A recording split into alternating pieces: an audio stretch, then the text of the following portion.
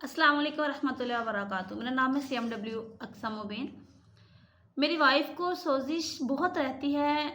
Madam जी आपके पास कोई proper इलाज है? अच्छा प्यारे भाई, सोजिश का प्रॉपर इलाज होता है लेकिन ये दोबारा हो जाती है।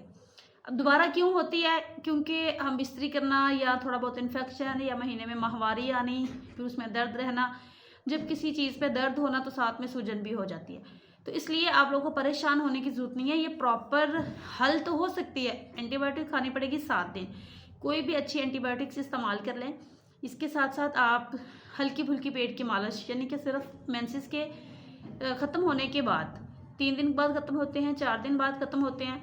जैसे ही वो ख़त्म हो, नहाने के बाद 3 दिन मालिश करवानी है हल्के हाथों से तेल की।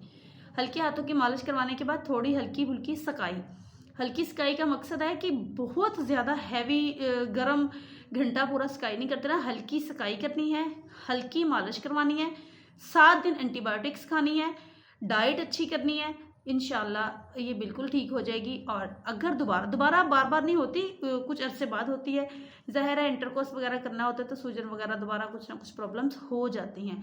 ये कोई बहुत बड़ा मसले वाली बात नहीं है। Thank you.